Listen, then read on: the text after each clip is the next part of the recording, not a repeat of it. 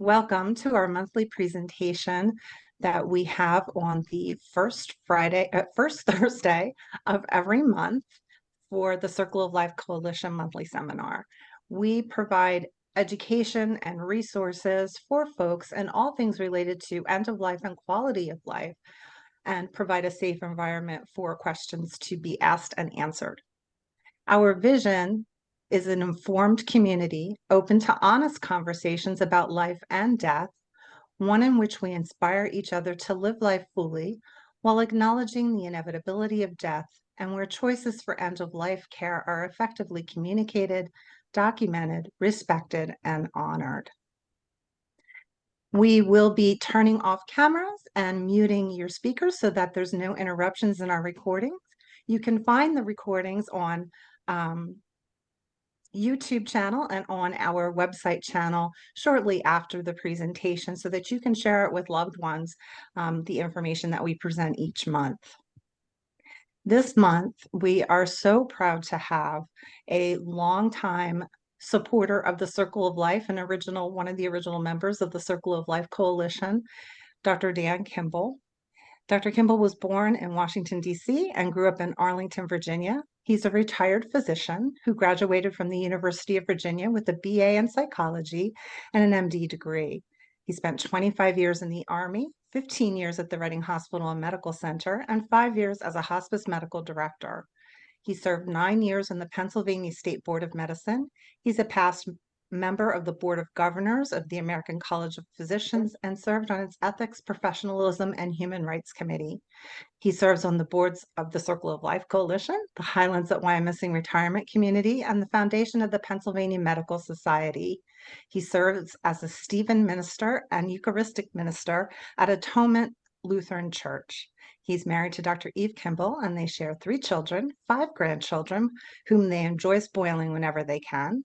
And he's a frequent community speaker on the end-of-life issues. Thank you so much, Dr. Kimball. Absolutely, Deb. Thank you. Let me get everything working here as we share the screen. Make sure the proper things. When Deb read the vision statement, I certainly hope that after we finish this presentation today, that you will see how the conversation project fits with that vision statement. So I've listed about 7 goals here for this presentation. For those of you who may be new to the conversation project, and I've abbreviated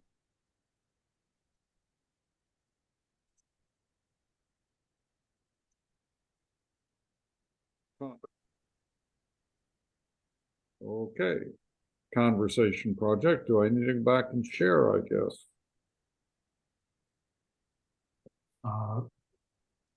Yeah, when I'll cut this out. When Deb went live stream, it cut the sound for Yeah, you. that's so weird. That never happened before. So of course, so I stopped the live stream.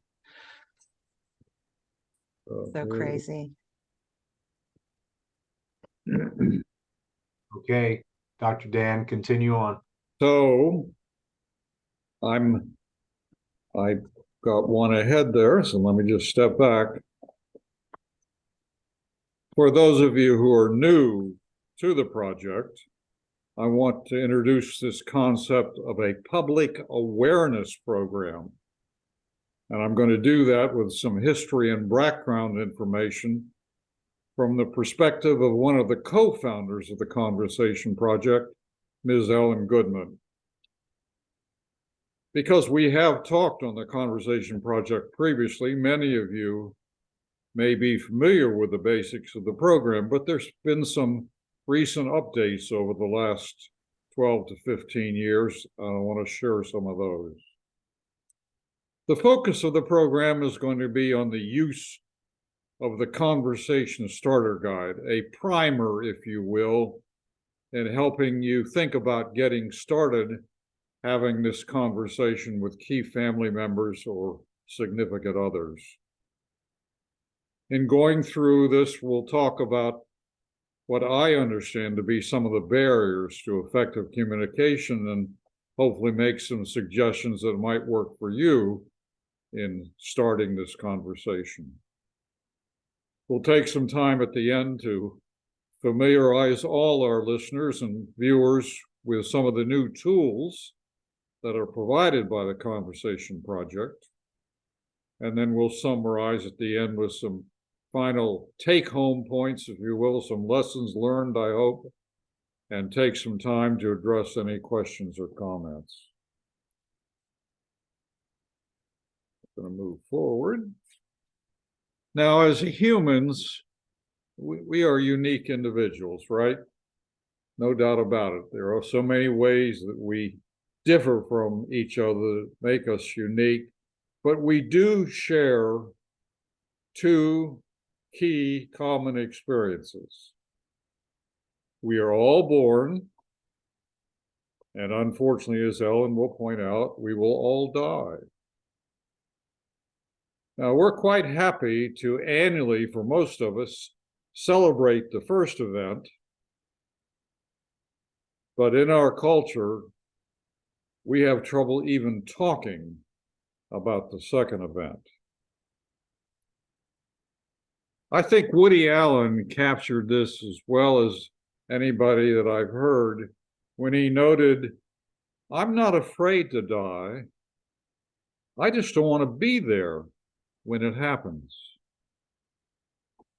So I want to introduce this short portion of a TED Talk by Ms. Ellen Goodman. She is a Pulitzer Prize winning journalist who for years wrote for Newsweek magazine and the Boston Globe. And she is one of the co-founders, as she will share, of the Conversation Project. So let's hear from Ms. Goodman.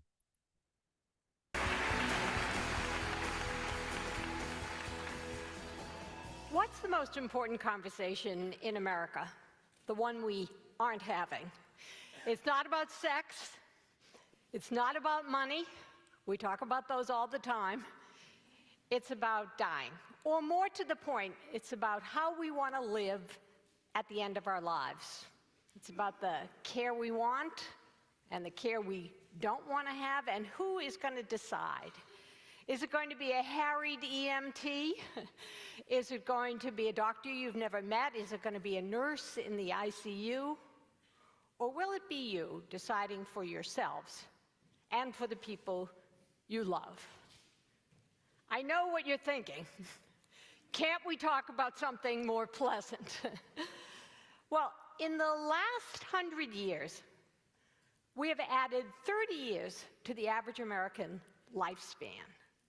30 years. That's the good news. The bad news is that we are all still mortal. In fact, my favorite line on this comes from the satirical magazine, The Onion, when they said, "Death rate holds steady at 100%. I hope I haven't ruined your afternoon. The result of this wonderful technology has also meant that death is no longer what we used to think of as natural. Many of the people we love are not dying in the way that they would choose, and many survivors are left depressed, guilty, and uncertain about whether they have done the right thing. But we can change that. We can change that with something pretty simple. You do not need an app for this. You do not need a credit card. You do not need an 800 number. What you need is a conversation. You need to sit down at the kitchen table with the people you love and talk about your wishes and their wishes for end-of-life care. Now, as some of you may know, I am a recovering journalist. In all of my years writing a column, I talked to a lot of people and heard a lot of stories, but I have never seen anything like this. I tell people that I'm trying to encourage end-of-life conversations, and there's half a beat, and then out comes a story. And it's a story of a good death or of a hard death. I remember a young daughter who told me that she still regrets her mother's last week of life was spent in chemotherapy because they never had the conversation. I remember a wife telling me about her husband and how after his death, she watched EMTs pounding on his chest because they could not find his advance directive. I remember a son who told me with deep regret how he shut down his father's attempt to have this conversation. When his father tried to talk to him, he brushed him off, saying, "Oh, Dad, you're not dying." And I remember a young husband who talked to me about his wife's death from a tragic accident and the decisions he had to make, and how he didn't know what she wanted because they always thought it was too soon. It's always too soon until it's too late. So I have my story too. Around the time I turned 60, I went from being a working mother to being a working daughter. A lot of you will know what I mean. My mother began a long, slow decline. Now, my mom and I had talked about everything. I once wrote about her saying that she was someone who would listen to me talk about my problems until I was bored with them. But the most we had ever talked about her end-of-life wishes was when she would see somebody and she would say, "If I'm ever like that, pull the plug." But of course, when the time came, there was no plug to pull. There rarely is. Toward the end of her life, she could no longer decide what she wanted to have for lunch, let alone what she wanted to have health care. And those decisions fell to me. I was surprised. I was in many ways blindsided by having to make those decisions. I still remember one day when I was on deadline and I got a phone call from her doctor at the long-term care facility, and he said, "Your mom has another bout of pneumonia. Do you want her to have antibiotics?" And I froze, and I thought, what's he asking me? Do I want my mother to live or die? Could I call you back? Could I have another minute? Many months and many decisions after that, I began to realize how deeply I wished I had heard my mother's voice in my ear telling me what she would have wanted. We started the Conversation Project to make it easier for you and for your families. We do want people to come to that kitchen table, to have that conversation before there is a crisis. We believe, and our mission really, is to have people's wishes expressed and respected. Let me share with you some statistics. 70% of Americans say that they want to die at home, and 70% of Americans are dying in hospitals and institutions. 80% of Americans say that they want to talk to their doctors about it, but in Massachusetts, only 17% are, and in California, only 7% have talked to their doctors, which is virtually nobody. Now, 90% of Americans in a survey that we did said that they think it's important to have these conversations. 90% of Americans do not agree on anything. They do not even agree on the national anthem. But they agree about this. But at the same time, only 30% have had those conversations. So we can change that. We can truly change that. How can we change it? Well, we have a few tools to begin with. First of all, we have a conversation starter kit that will, in fact, make it easier for you to start these conversations. This kit is not a scary advanced care checklist. There are not enough checklists in the world to cover every medical event.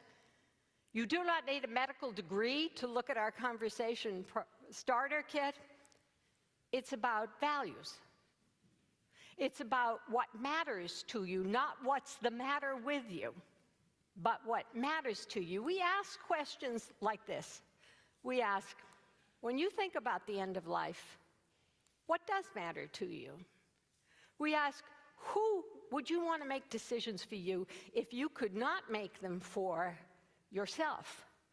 We ask, where would you want to be? At home, in a hospital? And of course we ask, do you want everything, every extreme measure, the whole enchilada, another week, day, month of life? Or would there come a time when you would want comfort care? So we believe that we can change this. How do we change this? How do we close that gap that I described between the 90 and the 60%? Aside from our conversation starter kit, we are also talking to people who tell stories in public, the big storytellers on the big screen and on the little screen, those screenwriters. We need them to help us change the cultural norm from not having these conversations to having them. And so we have talked to the Writers Guild in Hollywood, and guess what? The screenwriters and the producers, they had their own stories, and we are asking them to share ours, to share more reasonable stories, not some of the fantastic stories that you see on these screens, but the real ones. We are also bringing the Conversation Project to people where they live, where they work, where they pray, and yes, where they eat. This winter, we're going to hold a national dinner party. Our national dinner party where we hope all of you will join us, that you will indeed invite people to your own tables to sit around and, yes, talk about death over dinner. We have as well celebrity chefs who have joined us, and they have shared with us in an e-cookbook their stories and their comfort food, their recipes, and we know that all of you can share them and join us for comfort food and conversations. I am not suggesting that these conversations are ever truly, truly easy, because they involve deep emotions, loss, love, but we can make them a lot easier than we are now. We can, and we have seen this happen again and again. We know that people who were very afraid of starting these conversations have gotten some help. We know older parents have been able to say to their children, I may need you to not only help me, but I want to make sure that you're all on the same page when I need you. We know that adult children have turned to their parents and said, you know what, Mom, I know you don't want to talk about this, but there may come a time when I have to make decisions for you, and I will need your help. What parent can refuse a request for help? And we have learned from others, like a young man who told me that he never thought he could have this conversation with his own father, but when he did, it started one of the most intimate and real conversations about love that they had ever had, and about life as well as about death. So I'm going to ask you a few things. I'm going to hope that all of you will think about how you want to live at the end of your lives. Think about, who do you want to make decisions for you if you can't make them for yourself? Email that person. You may take out your cell phone. Not only email that person, call that person, tap him on the shoulder, and say, you know what? It's time for us to have a conversation. I promise you that these conversations will be among the most important parts of the legacy that we can leave each other. And so I'll leave you with two questions. Have you had the conversation? Will you have the conversation? Thank you. A very moving talk by Ellen, which I think hits the highlights of how she came to be a co-founder for this program. as she implied in her presentation, certainly we can't plan for everything. Certainly there are tragic death circumstances that don't allow for planning, but we can talk with each other about what is most important in our life and in our healthcare with those who matter the most to us. So the Conversation Project outlines a kind of a 4-step process for the starter guide that she emphasized, and we'll spend some time talking about that today. And the first 2.5 steps, if you will, don't even involve having the scary conversation. They involve thinking about what matters the most to you. I think of it, we use the term quality of life all the time. What does that mean to you? So there's some questions that they provide in the kit to help us start teasing apart for ourselves what is most important to us. So a question like, what does a good day look like for you? What do you call a quality day? As some of the ideas that they suggest on the slide, it may be time with friends or family. It may be enjoying a favorite restaurant or meal or activity. What is it that you need to enjoy a good life for the rest of your life? One of the other questions they suggest, who supports you during difficult times? What is your connection to others? Is it through your faith? Is it through certain cultural traditions? Is it through key family members, spouse? Is it through a pet? In going through this kind of exercise, they want us to finish up as we start this and think about completing a sentence like, what matters to me through the end of life is. Can you pick out 1 or 2 things that you would describe to others, I would say, is representing quality of life? They indicate here ideas like being with certain family members, perhaps being independent, being able to spend time with others that I have a great relationship with. So that would be your what matters to me the most statement as a way of starting to understand these values. Further, additional step that, again, doesn't involve conversation at this point, but is trying to get you to think about how you feel about certain medical situations and how you would respond in terms of your answers or opinion. And they develop these Likert scales. American psychologist by the name of Likert developed these kind of opinion or idea surveys, typically with extreme opinions on one side or the other. So, for instance, if a question is posed to you as a patient, I'd like to know what, as much as I could. I want to know all the details about my condition and my proposed treatment. Are you at that end of the spectrum? Or are you at the other end of the spectrum? You know, doc, just tell me the basics. Don't flood me with too much information.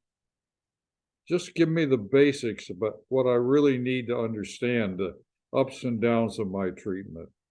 Or are you somewhere in the middle? Does it depend on the situation? Probably. When there's a medical decision to be made, is it something you want your healthcare team to decide and do what they think is best? Or at the other end of the spectrum, do you want to have a say in every healthcare decision that's made? Or are you somewhere in the middle? Do you have concerns about medical treatment? Have you had an adverse experience with a healthcare system? That clearly can flavor how you feel about either not getting enough care, or maybe at the other end, getting too much care. In these Likert scales, when you're asked to provide an answer, there is no, quote, correct answer. There's an answer that reflects you, that reflects your values that we've already talked about.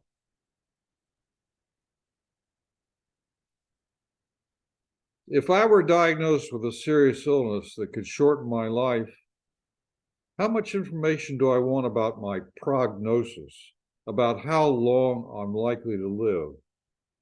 On the one extreme, don't go into great detail, Doc. I know that the healthcare system isn't great at estimating longevity, so just give me a general idea. Or you, at the other end of the spectrum, I want as much as you can tell me about the likelihood of how long I might live, because, Doc, I've got some plans and I need to know what I can do to try to achieve those plans. And maybe here's a space on their form that you put a note as to, you know, I want to attend my granddaughter's graduation from college, and that's going to occur in 6 months. Doc, I need to understand whether you think I can make that. If you were seriously ill near the end of your life, as Ellen implied, how much medical treatment do you feel would be right for you? Are you at one end of the spectrum that says, you know, I've got these plans, I want to try every available treatment to extend my life, even if there's side effects, even if it's uncomfortable? Or are you at the other end of the spectrum?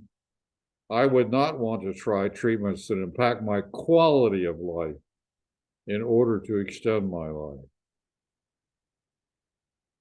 As Ellen implied, there's a question about where do you want to be toward the end of your life?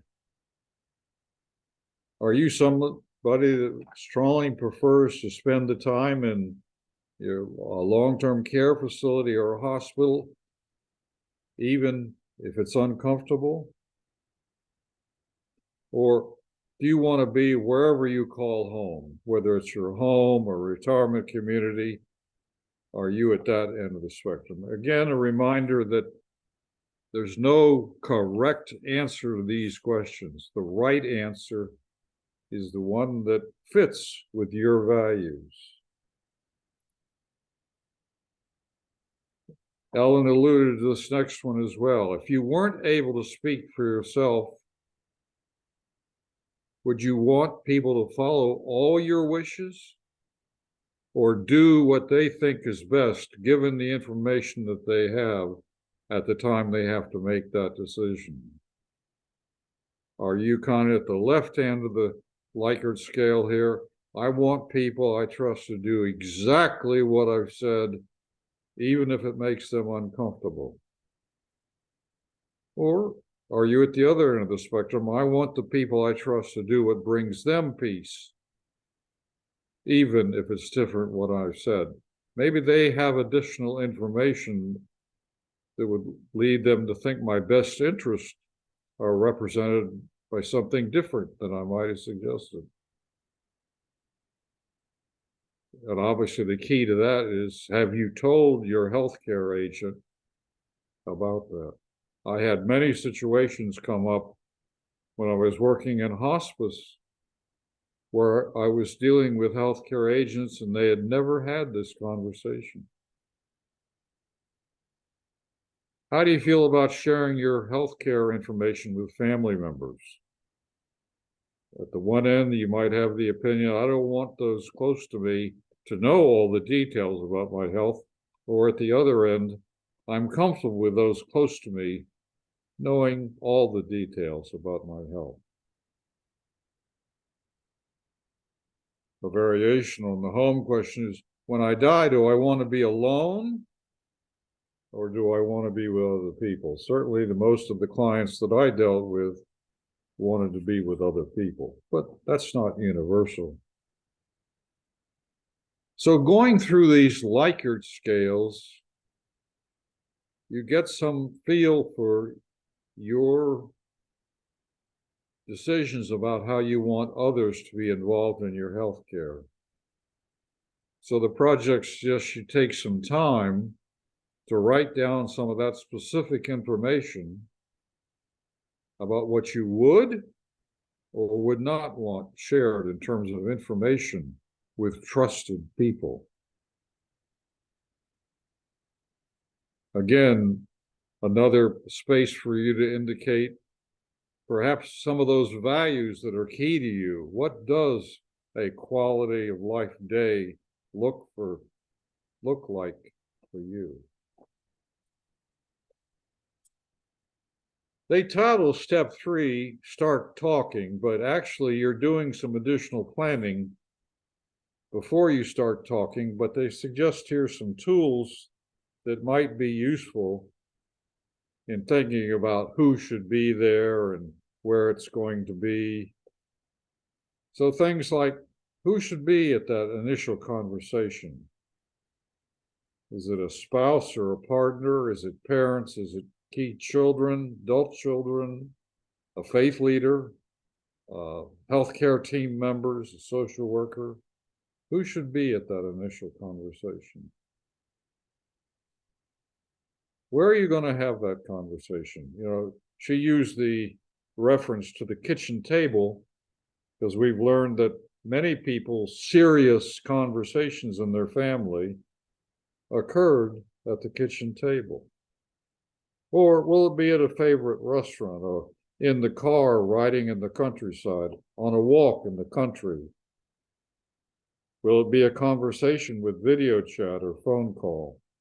Again, I think the project envisions people doing this in person, but that's up to the individual. Will it be at my place of worship? And the conversation project emphasizes, you might say to yourself, it's too soon to have this conversation. But she says, remember, it always seems too soon until it's too late. How do you start this conversation? The project recognized that's one of the sticking points. That's one of the barriers at having this conversation. So they suggest some ideas for icebreakers, for some lead-ins that help start this without feeling uncomfortable. Can you imagine if I said, Dad, I'd like to talk to you about your death? That might not be received very well. But maybe you said, Dad, I need your help with something. Can we take a few minutes to talk about something that's been bothering me? Or, Dad, can you and I have a conversation?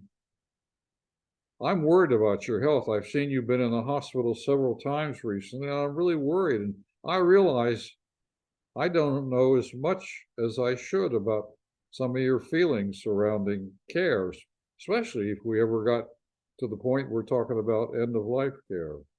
Or maybe I was thinking about what happened to Aunt Mabel, and it made me realize that was a very great experience. And I want to be sure that you and I have the opportunity for that experience. Or, son, even though I'm okay right now, I'm worried that my heart failure is getting worse, and I don't know what it's going to lead to, but I want to be prepared. Can we talk about some things that really matter to me? Maybe something as simple as, well, you help me think about my future. Or directly refer to the conversation project. Dad, I've heard about the conversation project, and I've answered some of their questions about things that matter to me when it covers to my care, and I'm like to talk to you about it. I'd like to know how you feel about the answers to some of those questions.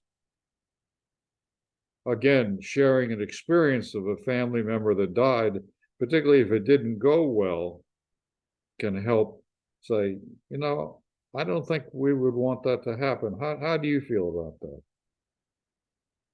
And of course, what do you want to talk about? What are some worries that you have about your health? Son, my heart failure seems to be getting worse. I've been in the hospital several times, and I'm concerned that I may be coming near the end. And since you're going to serve as my healthcare agent, I really want you to know how I feel about certain things. Maybe there's some specifics that need to be finalized, like a will or advanced care directive or a healthcare proxy for care or property issues or documents that need to be dealt with. Maybe we need to work on those things. I need to share with you some fears I have about the hospital. Or help me understand who you want involved in your healthcare beside myself. You know, we've got 5 children who all have different opinions. Do you want us all involved? Or Dad, when you look ahead to the future, what are some things that you're hoping for, that you're worried about? Are there kinds of treatments that you would want or not want? You know, questions like resuscitation status and does the healthcare team attempt cardiopulmonary resuscitation? If you needed a ventilator for short-term support, would you be open to that? If you needed a feeding tube for short-term support, would you be open to that? As Ellen alluded in her comment, if your condition worsened, would you be okay with shifting to trying to cure your illness to a major focus on caring for you as much as possible? Projects suggest that you might imagine this conversation in your mind. You might write a letter to yourself. You might practice this conversation with a close friend that maybe you're more comfortable to. They remind us you don't have to talk about everything or to everyone for that first conversation. And as you see, they're going to suggest multiple conversations over time. They remind us to be patient. Some people are particularly nervous. I think all of us are nervous about talking about this topic. But they remind us that every time you start a conversation, it helps you come closer to making your wishes fully known, and it's worth to keep trying. And we can't overemphasize the importance of listening. This is not just about talking. This is truly about listening to the values that others share with you. And remember that nothing we say is permanent. Conditions change, so decisions can change. You may find out during these early conversations that you disagree with trusted people. That's okay. There's no judgment here. The important thing is that you're talking and that you're going to keep talking and be prepared in case your healthcare changes. They suggest that you could complete the guide on the project site, the starter guide, and share that with the other people who you've invited for the conversation as kind of a prep before you have the conversation. They've titled the 4th step as Keep Talking as a reminder that, you know, that initial conversation is probably the hardest, but it may raise some issues. There may be some issues that need to be clarified that you need to think about before you finish that talk. When would be a good time to have the next talk? Does your family meet together on a regular once-a-year basis? Is that a good time to have the conversation? Are there things that you didn't get to explain at that first conversation, or that you didn't think you explained as well as you would like? Put that on your list to be sure to talk about the next time. Are there people who weren't at the first conversation that need to be at the conversation? You know, be sure and put them on the list for the next conversation. And maybe a note to yourself about what you want to be sure to talk about at that next conversation.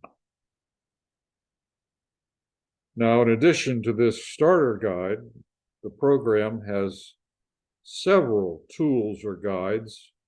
Two of them are related to serving as a healthcare agent, or sometimes called healthcare proxy. The one guide focuses on how you choose a healthcare agent, some important information related to that. And the other is a guide about how you best function as a healthcare agent or healthcare proxy. Maybe you have some questions about the best way to share this kind of information with your healthcare team. There's a guide for that as well. There's an entire guide for people that are caregivers of loved ones with Alzheimer or other dementias. There's a guide for caregivers of children with serious illness. They even prepared a guide that was important during the time of COVID. In conjunction with Ariadne Labs, they prepared a workbook for people with serious illness that expands a little bit on some of the questions that we've asked in this starter guide. And so if that's a situation that's pertinent to you, that might be worth using as a tool. I want to share with you a very brief ABC News piece that appeared about 9 years ago with Diane Sawyer, where she showed a family having this initial conversation. Let's listen. And finally tonight, ABC News wants to join you in something right at the heart of the American family. How we can all help the people who care about us make decisions near the end of our lives. And 9 out of 10 of you have told us that we should all be talking about it at all ages, what we want. And yet only a fraction of us have done it. And we know it makes a huge difference in the health of the caregiver as well as those cared for.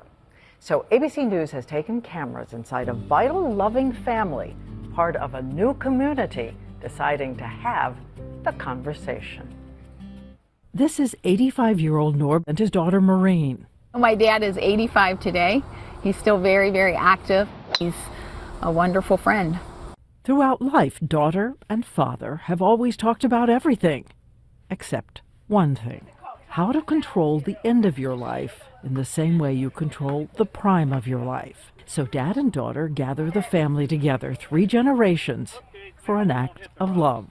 And so now we're just asking that you share some of your thoughts about what you would like at the end of your life, so that we can honor your wishes. They are part of something new underway for families in America that says having the conversation is a gift parents and children give each other.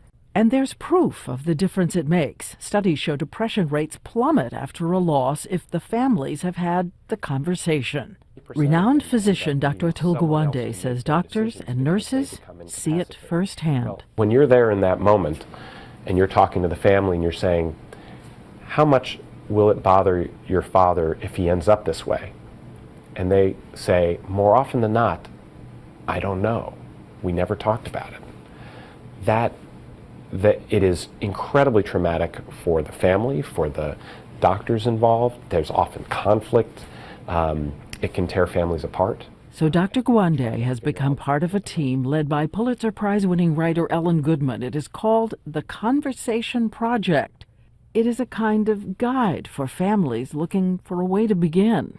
If we give them a way to talk about it and give people something to hang on to when they're afraid to start this conversation, they can do it and pass it on. Families like the Jennings.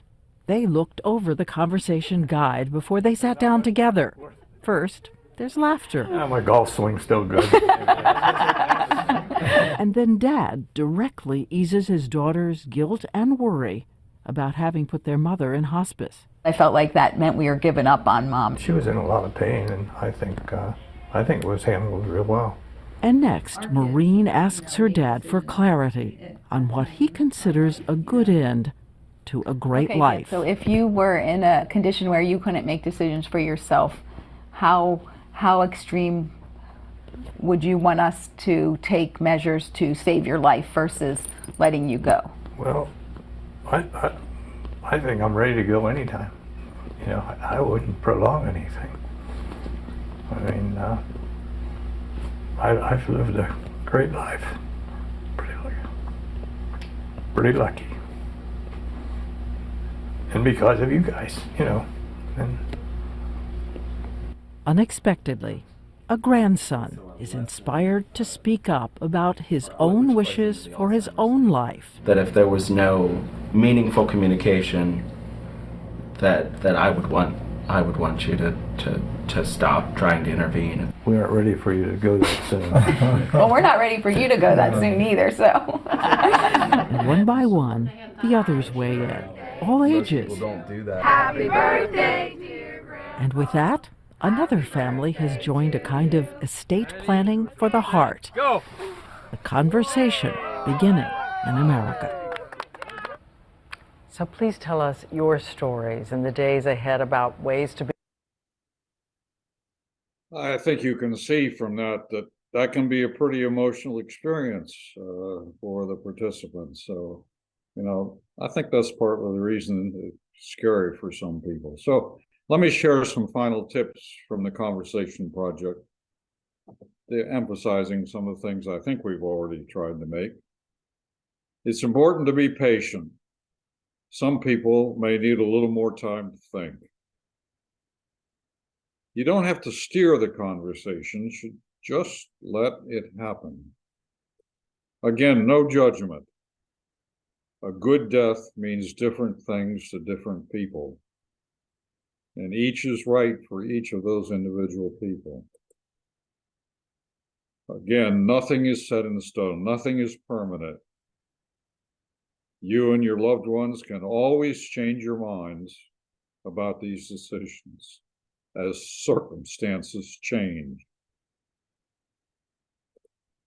Every attempt at the conversation is valuable. This may be the first of many conversations. You certainly don't have to cover everything right now. The project believes that each conversation will empower you and your loved ones. As we imply in our vision statement, you are getting ready to help each other live and die in a way that you choose, a way that you value. So Deb's going to put in the chat the website for the Conversation Project, which is where all this information was obtained for this presentation. And again, I think one of the most important things for me is I feel that we have been successful if we can get you to try this program.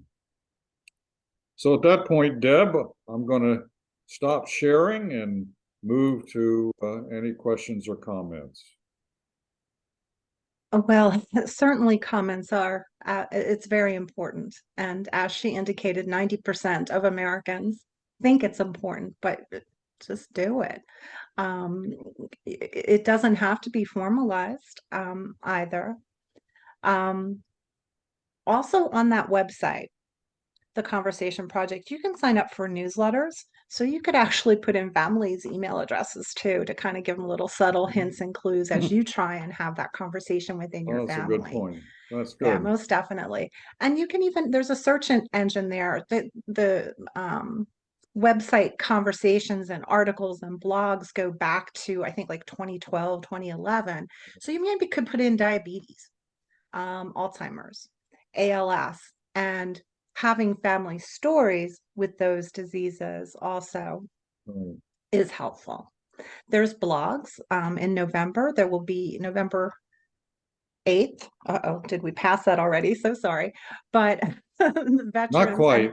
And that'll be recorded, but it's veterans' views at end of life. Your loved one who's a veteran might have had some really harsh and terrible experiences while serving our country, and so approaches to veterans can be different.